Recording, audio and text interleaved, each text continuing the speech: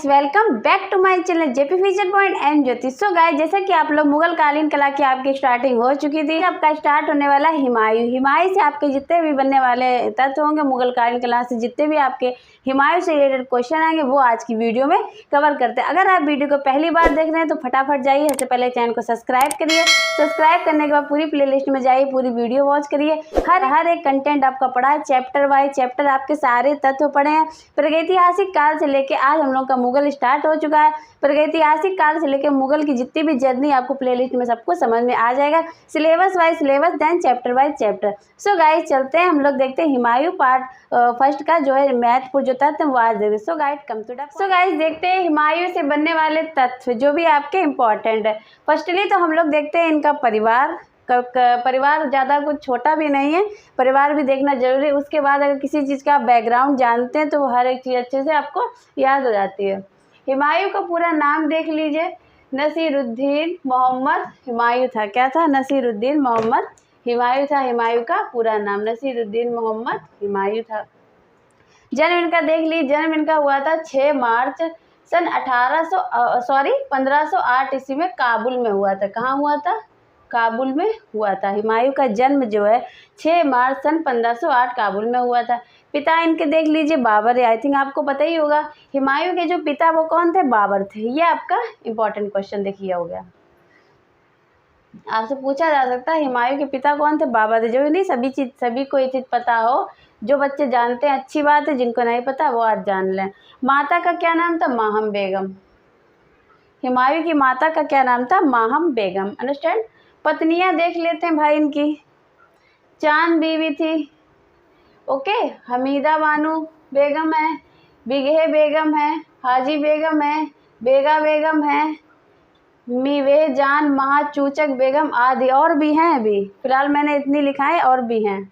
आप अगर हिस्ट्री पढ़िएगा तो आप और भी अगर जानने की आपको जानकारी लेनी है तो आप लोग पढ़ सकते हैं। फिलहाल मैंने इतनी लिखा है, लिख लेते हैं। संतान में अकबर मिर्जा मोहम्मद हाकिम हो गए, वक्तुन्नेसा बेगम हो गई, वक्ती बानो बेगम हो गई, अकी के बेगम हो गई। ये इनकी संतान थी। अब आते हैं हम लोग नेक्स्ट पॉइंट पे जो आपके इम्पोर्टेंट है। अब आपसे यहाँ से जितने भी आपके फैक्ट आएंगे वो इम्पोर्टेंट है, परिवार को जानना जरूरी था। कहीं से अगर क्वेश्चन आपका दे दिया जाए तो आपका छूटे ना। अंडरस्टैंड।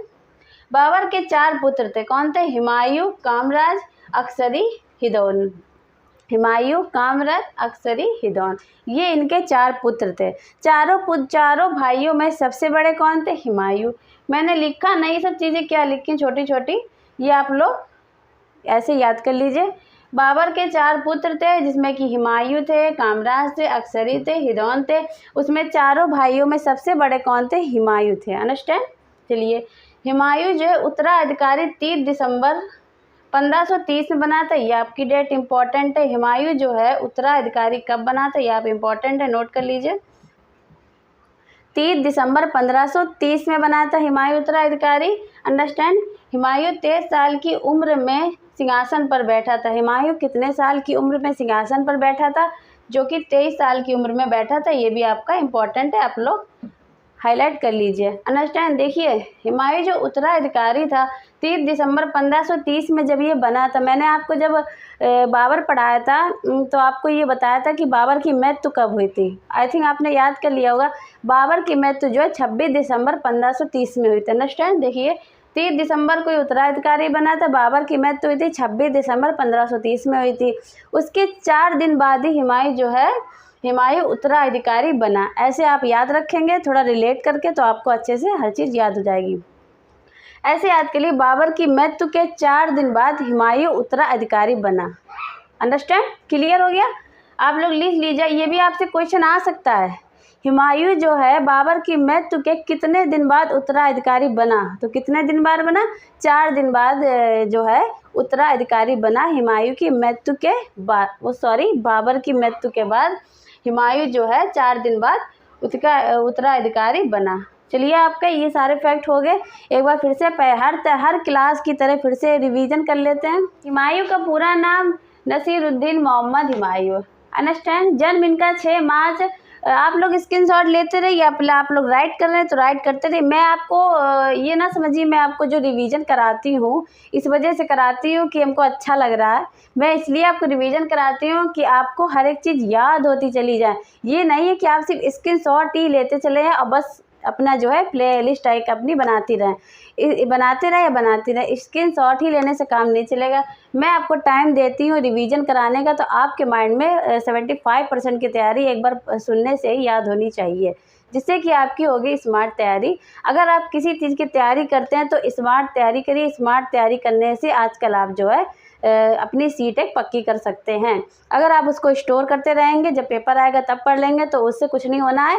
पेपर जब आएगा तो आप ये सोचिए, पेपर आने जब भी आपकी पेपर की डेट जो क्लियर हो जाए तब आपको सिर्फ प्रैक्टिस सेट पे फोकस करना है, ना कि आपको चैप्टर पे आपको तब फोकस करना है जब आप प्रैक्टिस सेट करेंगे। उसमें से आपके कुछ पॉइंट जो आपके नहीं मिस हो जाएंगे, कुछ क्वेश्चन आपके रॉन्ग हो जाएंगे, तब आप सिलेबस को देखेंगे, समझेंगे कौन से कंटेंट से ये क्वेश्चन आया, एटलीस्ट मुझसे क्यों छूट रहा है। अंडरस्टैंड।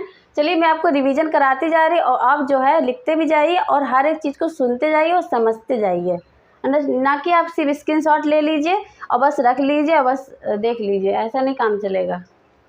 हुमायूं का जो पूरा नाम था नसीरुद्दीन मोहम्मद हुमायूं था। जन्म इनका 6 मार्च सन 1508 ईस्वी काबुल में हुआ था। हुमायूं का जन्म कहाँ हुआ था?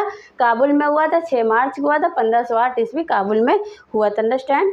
पिता इनके बाबर थे, माता इनकी माहम बेगम थी। अंडरस्टैंड। माँ का माहम बेगम थी। दुनिया इनकी चांद बीवी हमीदा बानो बेगम है, बिगे बेगम, हाजी बेगम, बेगा बेगम है, मीवे जान, महाचूचक बेगम आदि इनकी अभी और भी बाकी हैं। भाई आप लोग ज़्यादा इंटरेस्टेड हो तो आप लोग हिस्ट्री उठा के आप लोग पढ़ सकते हैं। फिलहाल जो आपके लिए इम्पोर्टेंट है वो मैंने आपको लिखा दिया। संतान देख लीजिए, अकबर है, मिर्ज़ा मोहम्मद हाकिम, वक्त निशा बेगम है, बख्शी बानो बेगम है, अख्तिकह बेगम, ये इनकी संतानें हैं। बाबर के 4 पुत्र थे। कौन थे? हुमायूं, कामराज, अक्सरी, खिदौन। इसमें से जो बड़े कौन थे? हुमायूं थे। इनमें से चारों भाइयों में से हुमायूं सबसे बड़े थे। इस तरीके से याद करिए। हुमायूं उत्तराधिकारी कब बना? 30 दिसंबर 1530 में उत्तराधिकारी बना था। हुमायूं उत्तराधिकारी मतलब बना। हुमायूं उत्तराधिकारी अब वो क्या कहते हैं, बाबर की मृत्यु के 4 दिन बाद वो बना था। कितने? 4 दिन बाद। आपसे क्वेश्चन पूछा जा सकता है बाबर की कितने मृत्यु के बाद कितने दिन बाद हुमायूं उत्तराधिकारी बना? तो 4 दिन बाद बना। 26 दिसंबर 1530 में उनकी मृत्यु हुई थी और 30 दिसंबर 1530 में वो उत्तराधिकारी बना। अंडरस्टैंड? क्लियर हो गया होगा बहुत अच्छे से। ये आपका इंपॉर्टेंट क्वेश्चन है, इसीलिए मैंने आपको इतने बार रिवीजन किया है। हुमायूं 23 साल की उम्र में सिंहासन पर बैठा। 23 साल की उम्र में हुमायूं सिंहासन पर बैठ गया था। अंडरस्टैंड। आप लोग ने स्क्रीनशॉट ले लिया। चलते हैं नेक्स्ट पॉइंट पे। बिना स्किप करे वीडियो अच्छी तरीके से प्रॉपर देखिएगा। तो गाइस देखते हैं नेक्स्ट पॉइंट पे। हुमायूं ने जो चौसा का जो युद्ध कब किया था? 26 युद्ध 1539 में हुआ था। कब हुआ था? 26 जून 1539 में हुआ। देखिए एक बात मैं आपको बता दूं, जितनी भी आप डेटें पढ़ते हैं ये डेटें जो है सारी बुक में, किसी बुक में अलग होती, किसी बुक में अलग होती, कहीं भी एक क्लियर डेट नहीं है। नेट पे भी कहीं अलग होगी, मतलब इसके आसपास होगी। इतना भी अलग नहीं होगी कि 39 है तो डायरेक्ट 50 कर दी, इतना भी अलग नहीं होगी। संभवतः जैसे कि 39 है तो 40 हो सकता है, 41 हो सकता है, इससे पीछे हो सकता है। संभवतः इधर उधर हल्का फुल्का हो सकता है। आप बिल्कुल भी परेशान ना होइएगा कि सारी एक डेटें जो है कहीं क्लियर नहीं है किसी बुक में। और डेट से आपसे ज़्यादा क्वेश्चन पुटअप भी नहीं इसीलिए कर रहा है। डेट से आपसे क्वेश्चन नहीं पुटअप होते। आप जितने भी आप क्वेश्चन पेपर उठा के देख लें कि बिकॉज डेटें जो है क्लियर नहीं है। ये आपसे ऐसे क्वेश्चन पूछा जा सकता है जो अफगान शासक शेर शाह सूरी के हुमायूं के बीच जो युद्ध हुआ था उसमें हुमायूं पराजित हुआ था उसमें। अंडरस्टैंड। दोरिया का जो युद्ध है 1532 ईस्वी में हुआ था। कब हुआ था? 1532 ईस्वी में हुआ। यह युद्ध जो हुमायूं एवं अफगान शासक महमूद लोदी के बीच हुआ, इसमें हुमायूं की जीत हुई थी। किसमें हुई थी? इसमें जो है हुमायूं की जीत हुई थी दोरिया के युद्ध में, जो कि 1532 में हुआ था। कन्नौज बिलग्राम का युद्ध देख लेते हैं, 1540 में हुआ था। यह युद्ध शेर शाह सूरी एवं हुमायूं के बीच लड़ा गया। क्या हुआ? कन्नौज बिलग्राम का जो युद्ध था 1540 में हुआ था। एक क्वेश्चन आपसे ये हो गया, यह युद्ध शेर शाह सूरी और हुमायूं शेरशाह सूरी और हुमायूं के बीच लड़ा गया। यह युद्ध में जो हुमायूं क्या हुआ था, पराजित हुआ था। कन्नौज बिलग्राम के युद्ध में हुमायूं जो पराजित हुआ था, इसमें शेरशाह सूरी और हुमायूं के बीच में यह युद्ध हुआ था। हुमायूं ने 1535 में, देखते हैं 1535 में सूर वंश के शासक सिकंदर सूर को पराजित किया और राज्य प्राप्त किया था। अंडरस्टैंड, समझिएगा एक एक बात को। हुमायूं ने 1535 में सूर वंश के शासक सिकंदर सूर को जो है पराजित किया और राज्य क्या प्राप्त किया। नेक्स्ट देखते हैं, हुमायूं का शाब्दिक आशय क्या है, भाग्यशाली। आपसे ये क्वेश्चन जरूर पुटअप किया जा सकता है। हुमायूं का जो शाब्दिक आशय है वो क्या है, वो है भाग्यशाली। अंडरस्टैंड। दीन-ए-पनाह पुस्तकालय की जो सीढ़ियों से गिरने के कारण हुमायूं की क्या हो गई, मृत्यु हो गई। देख लीजिए, दीन-ए-पनाह, कहाँ, दीन-ए-पनाह की पुस्तकालय की सीढ़ियों से गिरने के कारण जो हुमायूं की मृत्यु हो गई। क्वेश्चन इसमें से 2 क्वेश्चन जो हैं आपके इम्पोर्टेंट क्वेश्चन है। अंडरस्टैंड। चलिए, हर क्लास की तरह एक बार रिवीजन कर लेते हैं और आपको जो लर्न भी होता रहे स्क्रीनशॉट लेते रहिए। हुमायूं ने चौसा का युद्ध 26 जनवरी 1539 में किया था। यह युद्ध अफगान शासक शेरशाह सूरी एवं हुमायूं के बीच हुआ था। अंडरस्टैंड। और इस युद्ध में जो हुमायूं क्या हुआ था, इस युद्ध में हुमायूं पराजित हुआ था। आपका इतना क्लियर हो गया। दोरिया का युद्ध 1532 ईस्वी में हुआ। यह युद्ध हुमायूं एवं अफगान शासक महमूद गजनवी बीच हुआ। इसमें हुमायूं की जीत हुई थी। इसमें भाई हुमायूं की क्या हुई थी, जीत हुई थी। किसमें हुई थी, देख लीजिए। कन्नौज बिलग्राम का युद्ध 1540 में हुई। यह युद्ध शेरशाह सूरी और हुमायूं के बीच में हुआ था, बीच लड़ा गया। यह युद्ध में हुमायूं जो है पराजित हुआ। हुमायूं ने 1535 में सूर वंश के शासक सिकंदर सूर को जो है पराजित किया और राज्य प्राप्त किया। हुमायूं का शाब्दिक आशय क्या है, भाग्य। चलते हैं नेक्स्ट पॉइंट पे। सो गाइस, देखते हैं आपका हुमायूं का जो भी ये लास्ट पार्ट है आपका, तो चाहे समझते हैं हम लोग इसको भी। हुमायूं साहित्य के रुचि रूप में या ज्योतिष में रुचि, चित्रकला स्थापत्य में रुचि थी। क्या था, हुमायूं को साहित्य के रुचि रूप में और ज्योतिष में रुचि, चित्रकला स्थापत्य में क्या था, रुचि थी। अंडरस्टैंड। हुमायूं साहित्य में फारसी तुर्की भाषा जानकार था। क्या था, साहित्य में फारसी और तुर्की भाषा का जो है, साहित्य में जो है फारसी और तुर्की भाषा का क्या था, जानकार था। ये आपका क्वेश्चन जो है इम्पोर्टेंट है। देखिए, आपका जो ये पार्ट 1 है हुमायूं का, इसमें थोड़ा सा आपका हिस्टोरिकल प्लेस है। हिस्टोरिकल प्लेस आपको जानना बहुत ही इंपॉर्टेंट है। किसी भी चीज़ की आप तैयारी करते हैं तो उसका बैकग्राउंड मैंने हर एक वीडियो में बताती हूँ, जानना बहुत ही इंपॉर्टेंट है। आपका जो सेकंड पार्ट आएगा उसे चित्रकारी से रिलेटेड ही सारे क्वेश्चन आपके होंगे। सेकेंड पॉइंट को देखना बिल्कुल भी ना भूलिएगा। आपका ये हिस्टोरिकल पार्ट हो गया, इसको आप समझते रहिए और हर एक चीज़ देखिए, इंपॉर्टेंट सभी चीज़ है। और जो आपका जो सेकेंड पार्ट आएगा उसमें जो है आपको चित्रकारी के बारे में बातें सारी रिलेट होगी। हुमायूं साहित्य में फारसी तुर्की भाषा का जो जानकार था। अंडरस्टैंड। हुमायूं युद्ध में सचित्र पोथियां पुस्तकालय, क्या, सचित्र पोथियां पुस्तकालय लेकर जाता था। सचित्र पोथियां और पुस्तकालय लेकर क्या करता था, जाता था, पुस्तकालय लेकर जाता था। हुमायूं की सचित्र पोथियों में ज्योतिष से संबंधित पुस्तकें होती थी। क्या होती थी, ज्योतिष से संबंधित पुस्तकें होती थी। ये ज्योतिष पे ज़्यादा विश्वास करते थे। जैसे कि ज्योतिष शास्त्र में बताते हैं संडे का दिन आपका अच्छा है, सैटरडे का दिन अच्छा है, वेडनेसडे का दिन अच्छा है।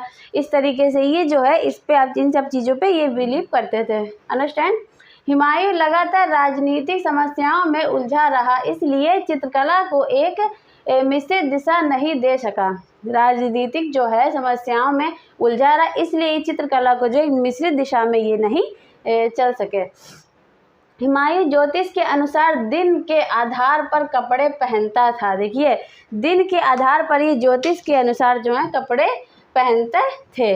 हुमायूं ने दिल्ली में शाही पुस्तकालय की स्थापना की। ये आपसे इम्पोर्टेंट है क्वेश्चन। हुमायूं ने जो दिल्ली में किस पुस्तकालय की स्थापना की थी, तो शाही पुस्तकालय की स्थापना की। आप हाईलाइट कर लीजिए।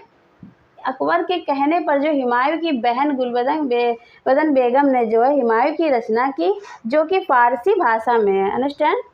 हुमायूं को कला में रुचि पुश्तैनी रूप से मिलती है। यह भी पिता के समान ही विद्वान और एक उच्च स्तर का कलाकार था। देखिए, जो इन्हें चित्रकला पर जो रुचि जो थी पुश्तैनी रूप से मिलती है, और ये जो है पिता के समान ही विद्वान और एक उच्च स्तर का जो है कलाकार जे थे। अंडरस्टैंड। चलिए देख देते। अफगान के नेता शेर शाह के नेतृत्व में अफगानों ने हुमायूं को हराया और भारत की सत्ता क्या है इनसे छीन ली गई। किसने छीन ली गई? तो अफगान नेता ने, शेर शाह ने जो है हुमायूं को हराकर भारत की सत्ता इनसे छीन ली गई। चलिए एक बार आप इसका स्क्रीनशॉट ले लीजिए। आपसे इम्पोर्टेंट, ये आपका इम्पोर्टेंट हो गया, ये आपका इम्पोर्टेंट हो गया। देखिए ये भी आपका इम्पोर्टेंट है, आप कर लीजिए। यहाँ पे इतना नहीं मार्जिन मैं हाईलाइट करूँ। और हाँ, ये आपका इम्पोर्टेंट, हुमायूं की सचित पोथियों में ज्योतिष से संबंधित पुस्तकें थी। कैसी पुस्तकें थी आपसे पूछी जाएंगी, तो आप कौन सी ज्योतिष से संबंधित कुछ भी दे सकता है, हिंदी दे सकता है, संस्कृत दे सकता है, कौन सी पुस्तक दे सकता है, तो आपको ज्योतिष से संबंधित पुस्तकें थी, याद रखना। चलिए फटाफट आप इसका स्क्रीनशॉट लेते हैं। चलिए ये रिवीजन कर लेते हैं। हुमायूं साहित्य के रुचि के रूप में ज्योतिष में रुचि, चित्रकला स्थापत्य के रूप में रुचि थी। अंडरस्टैंड। हुमायूं साहित्य में फारसी तुर्की भाषा का जो क्या था, जानकार था। हुमायूं युद्ध में सचित पोथियां पुस्तकालय लेकर जाता था। हुमायूं की सचित पोथियों में ज्योतिष से संबंधित पुस्तकें होती थी। हुमायूं लगातार राजनीतिक समस्याओं से उलझा रहता, इसलिए चित्रकला को एक निश्चित दिशा में ये नहीं दे सके। हुमायूं ज्योतिष के अनुसार दिन के आधार पर कपड़े पहनता था। हुमायूं ने दिल्ली में शाही पुस्तकालय की स्थापना की। किसकी? शाही पुस्तकालय की स्थापना की। अकबर के कहने पर हुमायूं की बहन गुलबदन बेगम ने हुमायूं नामा की रचना की, जो कि फारसी भाषा में। देखिए और चुप रहना बेटा, बोलना नहीं है। देखते हैं, अकबर के कहने पर हुमायूं की बहन गुलबदन बेगम ने जो हुमायूं नामा की रचना की, जो कि फारसी भाषा में। कैसी रचना की थी? अकबर कहने पर हुमायूं नामा की थी। हुमायूं नामा कैसी, किस भाषा में? फारसी भाषा में। ये आपसे क्वेश्चन इंपॉर्टेंट है, ये वाला भी आपका इंपॉर्टेंट है। आपसे क्वेश्चन आ चुका और रिपीट भी हो सकता है। हुमायूं को कला में रुचि पुश्तैनी रूप से मिली। यह भी पिता के समान ही विद्वान और एक उच्च स्तर का कलाकार था। अफगान के नेता शेर शाह के नेतृत्व में अफगानों ने हुमायूं को हराया और भारत की सत्ता छीन ली। आप लोग ने स्क्रीनशॉट प्रॉपर तरीके से ले लियो। आपने पार्ट 1 आपने हुमायूं का आपका फिनिश हो गया आज। अब आप कल की क्लास में देखेंगे हुमायूं का पार्ट 2। देखना बिल्कुल भी ना भूलिएगा, बिकॉज जो भी आज चीज़ें होंगी चित्रकारी से रिलेटेड ही होंगी। अगर आपने अभी तक चैनल सब्सक्राइब नहीं किया, फटाफट पहले चैनल को सब्सक्राइब करिए और लाइक शेयर भी कर दीजिएगा। So guys, thank you.